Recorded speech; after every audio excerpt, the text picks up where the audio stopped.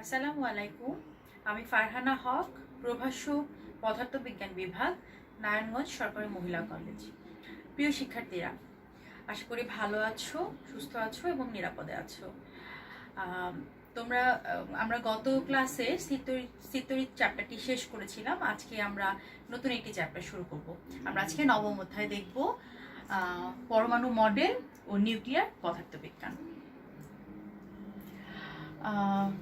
আজকে পরমাণু মডেল ও নিউক্লিয়ার পদার্থবিজ্ঞানের প্রথম লেকচারটি আজকে দেখব। আচ্ছা, আজকে আমরা কি কি দেখব প্রথমে দেখে নিই। পরমাণু গঠনের ধারণার ক্রমবিকাশ, থমসন পরমাণু মডেল, আলফা কণা বিক্ষেপণ পরীক্ষা, রাদারফোর্ড পরমাণু মডেল আর এই পরমাণু মডেলের ত্রুটি। আচ্ছা, যেহেতু টপিকটাই হচ্ছে পরমাণু গঠনের ধারণার ক্রমবিকাশ, তাহলে তোমরা এই সম্পর্কে আসলে জানো। তোমরা 19-এও পড়েছো, কেমিস্ট্রিতে পড়েছো। তারপর আমি খুব সংক্ষেপে কিছু কথা বলে যাই। সেটা হচ্ছে এই পরমাণু গঠনের ধারণাটা কিন্তু সেই 500 বছর পূর্বে আসে ডেমোক্রিটাস। তখন তিনি বলেন প্রতিটি পদার্থ অসংখ্য ক্ষুদ্র ক্ষুদ্র অবিভাজ্য কণা দ্বারা গঠিত। তার ভাষায় এটাকে তিনি নাম দিয়েছিলেন অ্যাটম, আর বাংলায় আমরা যাকে পরমাণু বলা হয়। পরবর্তীতে 19বিংশ শতাব্দীর প্রথম দিকে জন ডাল্টন উনি বলেন যে সব মৌলিক পদার্থই অতি ক্ষুদ্র এবং অবিভাজ্য কণার সমন্বয়ে গঠিত। এই কণাগুলোর নাম হচ্ছে পরমাণু। তিনি আরো বলেন যে একই মৌলিক পদার্থের পরমাণুগুলো একই ধরনের হয় এবং বিভিন্ন ধরনের পদার্থগুলোর পরমাণুগুলো বিভিন্ন হয়। আচ্ছা, এখন এই ডাল্টনের এই ধারণা কিন্তু বেশ অনেকদিন স্থায়ী ছিল, যে এটাই হচ্ছে পরমাণু হচ্ছে একটি নিরেট এক কণা যার সমন্বয়ে হচ্ছে পদার্থ গঠিত হয়। কিন্তু পরবর্তীতে এসে দেখা যায় যে এই পরমাণু আরো কিছু ক্ষুদ্র ক্ষুদ্র কণা দ্বারা গঠিত। মানে এটি শুধুমাত্র নিরেট একটি কণা নয়, ইলেকট্রন আছে, ইলেকট্রন এবং অন্যান্য আরো সূক্ষ্ম কণা দিয়ে পরমাণুটা গঠিত। তার মানে প্রথমে আসছে যে পরমাণু থাকবে, এখানে ইলেকট্রন থাকবে, প্লাস এখানে আরো কিছু সূক্ষ্ম কণা থাকবে। এই ধারণাটা প্রথমে আসছে। আচ্ছা, এই ধারণা নিয়ে প্রথম আমাদের থমসন পরমাণু মডেল। থমসন উনি কি বলেছেন? 1897 সালে থমসন যখন থমসন বিজ্ঞানীর নাম, উনি যখন ইলেকট্রন আবিষ্কার করেন, এর পরপরই উনি দুটা মতবাদ দেন। সেটা হচ্ছে প্রতিটি পরমাণুতে ইলেকট্রন থাকবে এবং এই ইলেকট্রন হচ্ছে মানে প্রতিটি পরমাণু আবার বৈদ্যুতিকভাবে নিরপেক্ষ থাকবে। মানে এতে যেমন কিছু ধনাত্মক চার্জ আছে, আবার কিছু ঋণাত্মক চার্জও আছে। আচ্ছা,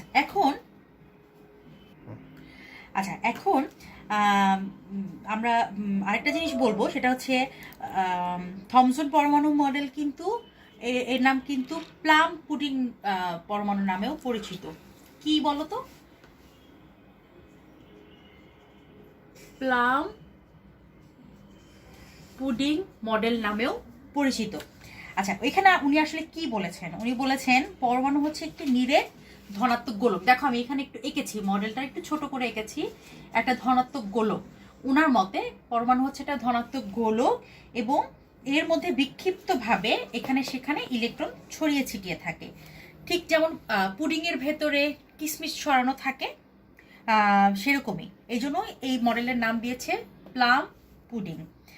গোলকের ধনাত্মক চার্জ ইলেকট্রনগুলোর মোট ধনাত্মক চার্জের সমান থাকে, তাই হচ্ছে পরমাণু তড়িৎ নিরপেক্ষ থাকে।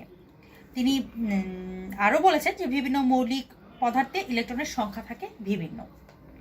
আচ্ছা, থমসন পরমাণু মডেলে তাহলে আমরা কি বেসিক জিনিসটা জানতে পারলাম? বেসিকটা হচ্ছে একটি ধনাত্মক গোলক থাকবে এবং এর ভেতরে হচ্ছে ছড়ানো ছিটানো ভাবে কিছু ইলেকট্রন থাকবে।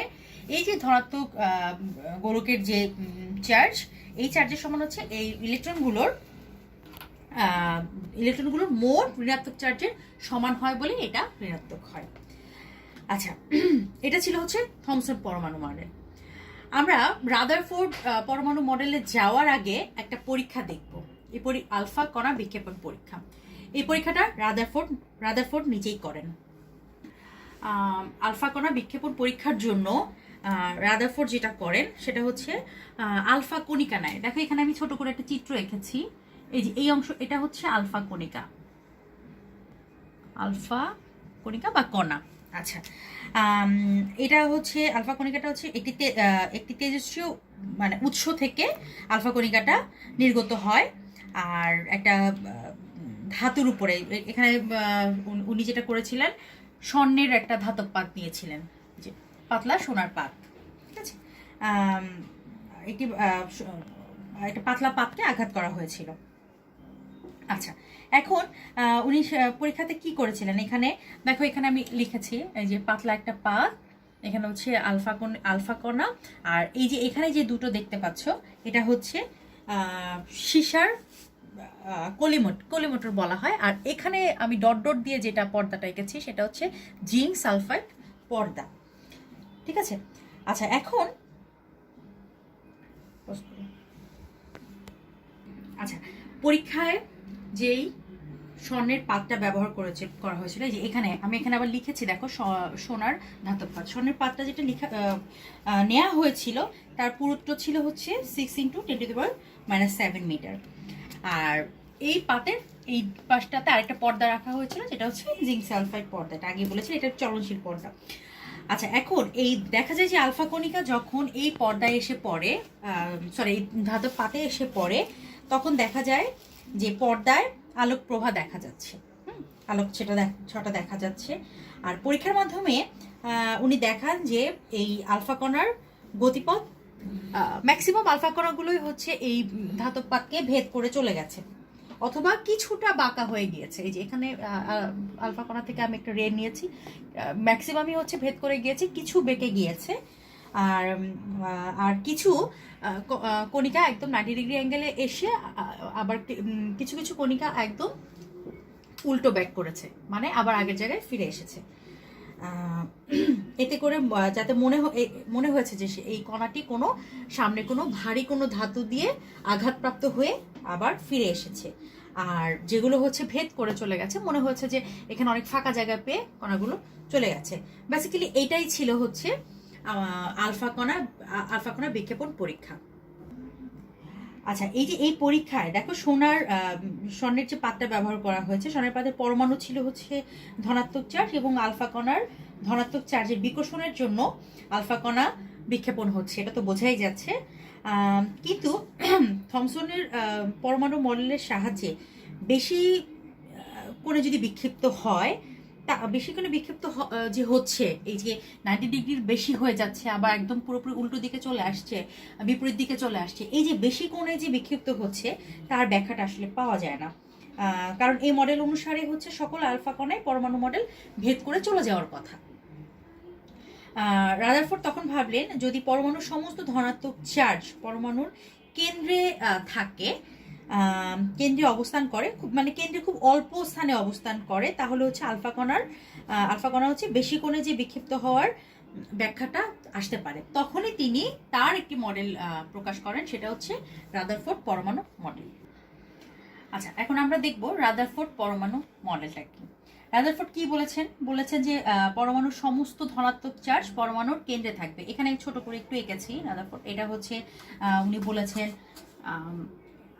এই যে পদার্থের সমস্ত ধনাত্মক চার্জ এর কেন্দ্রে থাকবে, উনি এটার নাম দিয়েছেন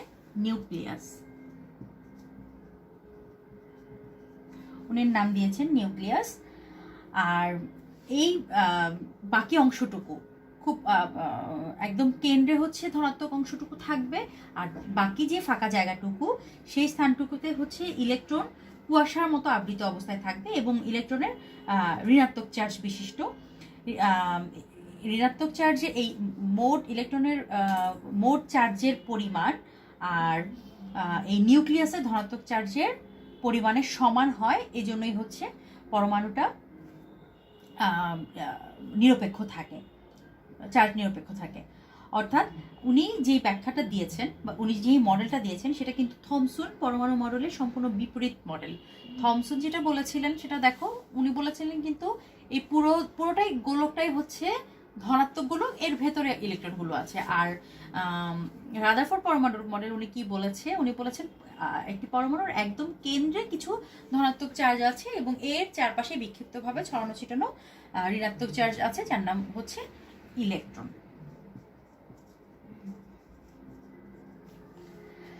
আচ্ছা, এখন রাদারফোর্ডের পরমাণু মডেল থমসন মডেল অপেক্ষা কিন্তু কিছুটা যুক্তিসঙ্গত, যদিও এর মধ্যে কিছু ত্রুটি আছে। এর প্রধান ত্রুটি হচ্ছে কিন্তু এর পরমাণুর স্থায়িত্ব নিয়ে, মানে ইলেকট্রনের স্থায়িত্ব নিয়ে। কারণ ধনাত্মক চার্জযুক্ত নিউক্লিয়াসের আকর্ষণে কিন্তু ঋণাত্মক চার্জযুক্ত ইলেকট্রনগুলো এর কেন্দ্রে চলে আসার কথা, পতিত হবে এবং পরমাণু হচ্ছে বিনষ্ট হবে। মানে পরমাণুর যে স্থায়িত্ব, পরমাণুই সেখানে থাকার কথা না। তবে উনি হচ্ছেন এই ত্রুটিটা দূর করার জন্য একটা প্রস্তাবও দিয়েছেন। উনি বলেছেন ইলেকট্রনগুলো নিউক্লিয়াসকে কেন্দ্র করে বৃত্তাকার পথে এমন বেগে যাবে, এমন বেগে আবর্তিত হবে যেন এর কেন্দ্র বিমুখী বল এবং নিউক্লিয়াস ও ইলেকট্রনের মধ্যে যে আকর্ষণ বল থাকবে এই দুটো হচ্ছে সমান হবে। সমান থাকার কারণে এর পরমাণুর স্থায়িত্ব সবসময় অক্ষুণ্ণ থাকবে। আচ্ছা, জিনিসটা কি তোমরা বুঝতে পেরেছ? এই যে ইলেকট্রন আর নিউক্লিয়াসের মধ্যে যে আকর্ষণ, সেগুলো হচ্ছে মধ্যে যে আকর্ষণ বল কাজ করবে, যেহেতু পজিটিভ নেগেটিভ আকর্ষণ বল কাজ করবে। আর ইলেকট্রনগুলো যে এই আকর্ষণের ফলে কেন্দ্রে পতিত হবে, এর জন্য একটা কেন্দ্রবিমুখী বল কাজ করবে। এই দুটো আকর্ষণ বল এবং কেন্দ্রবিমুখী বল দুটো সমান হয় বলেই পরমাণুটা ভেঙে যায় না বা পরমাণুটা স্থায়ী হয়। অনেকটা ওনার মডেলটাকে অনেকটা সৌরজগতের সাথে কিন্তু তুলনা করা হয়েছে। সৌরজগতে সূর্যকে কেন্দ্র করে গ্রহগুলো যেমন ঘুরতে থাকে, আবর্তিত হয়, তেমনই হচ্ছে পরমাণুতে নিউক্লিয়াসকে কেন্দ্র করে ইলেকট্রনগুলো আবর্তন করছে। আচ্ছা, এখন আমরা দেখব পরমাণু মডেলের ত্রুটি। অলরেডি একটা ত্রুটির নিয়ে আমরা আলোচনা করেছি, যদিও রাদারফোর্ড সেটার একটা প্রস্তাব উনি দিয়েছেন। তারপরেও উনি ইলেকট্রন আবর্তনের যে প্রস্তাব দিয়ে পরমাণুর স্থায়িত্বের যে ব্যাখ্যা দিয়েছেন, এরপরও একটা কিন্তু নতুন সমস্যা দেখা দেয়। আচ্ছা, তাড়িত চৌম্বক তত্ত্ব অনুসারে ত্বরণযুক্ত চার্জিত কণা থেকে তড়িৎ চৌম্বক তরঙ্গ শক্তি বের হয়, আকারে শক্তি বিকিরণ করে। আচ্ছা, নিউক্লিয়াসের চারদিকে ঘূর্ণায়মান ইলেকট্রনগুলো শক্তি বিকিরণ করবে এবং এর শক্তি কিন্তু আস্তে আস্তে হ্রাস পেতে থাকবে। আচ্ছা, তার ফলে কি হবে যে নিউক্লিয়াসের আকর্ষণে এটাকে কি বলবো, আবর্তিত হয়ে, মানে ঘুরতে ঘুরতে একটা সর্পিল পথ যদি বলো, সর্পিল পথে ঘুরতে ঘুরতে শেষে কিন্তু এই নিউক্লিয়াসে এসে পতিত হবে, যেহেতু তার শক্তি কমে যাচ্ছে এবং পরমাণুর এখানে কিন্তু পরমাণুর স্থায়িত্বটা থাকছে না, পরমাণুটা ভেঙে যাচ্ছে, বিনষ্ট হচ্ছে। আর তাছাড়া আরেকটা বিষয় আছে, এই যে ঘুরছে, আবর্তন করছে, এই আবর্তনকালে ইলেকট্রন যে ক্রমাগত শক্তি বিকিরণ করছে, তার কম্পাঙ্ক ক্রমাগত কিন্তু বৃদ্ধি পেতে থাকবে। অর্থাৎ পরমাণু থেকে বিকিরিত শক্তির বর্ণালী হবে অবিচ্ছিন্ন, কিন্তু পরমাণু থেকে বিচ্ছিন্ন রেখা বর্ণালী পাওয়া যায়। সুতরাং রাদারফোর্ডের পরমাণু মডেল ত্রুটিপূর্ণ। এটাই হচ্ছে রাদারফোর্ডের পরমাণু মডেল। রাদারফোর্ডের পরমাণু মডেলটাও ইম্পর্টেন্ট এবং এর ত্রুটিটাও ইম্পর্টেন্ট। এটা তোমরা 2 মার্কসের জন্য, ত্রুটিটা সাধারণত 2 মার্কসের জন্য আসতে পারে, এটা একটু ভালোভাবে দেখবে। প্রিয় শিক্ষার্থীরা, আমরা কি কি দেখলাম? থমসন পরমাণু মডেল দেখলাম, আলফা কণা বিক্ষেপণ পরীক্ষা দেখলাম, রাদারফোর্ড পরমাণু মডেল দেখলাম এবং এর ত্রুটি দেখলাম। বিষয়গুলো আজকে অনেকগুলো, মানে আজকের লেকচারটা বেশ কনসেপচুয়াল একটা লেকচার। তোমরাও এই লেকচারটা একটু স্টাডি করবে এবং তোমাদের বইয়ের দেখবে শুরুর দিকে এই কথাগুলো বিভিন্নভাবে এসেছে। এই কথাগুলো একটু বইয়ে পড়বে, তোমাদের অবজেক্টিভের জন্য কাজে লাগবে। আর যেটা আরেকটা কথা বলছিলাম আমি, যে রাদারফোর্ড পরমাণু মডেল এবং এর ত্রুটিটা কিন্তু 2 মার্কসের জন্য বা অনুধাবনমূলক প্রশ্নের জন্য ইম্পর্টেন্ট। তো আজকের লেকচার এখানে শেষ করি। নেক্সট ক্লাসে আমরা বোরের পরমাণু মডেল নিয়ে আলোচনা করব। তোমাদের এই লেকচারটা বুঝতে কোনো অসুবিধা থাকলে আমাকে কমেন্ট বক্সে অবশ্যই জানাবে। ধন্যবাদ সবাইকে।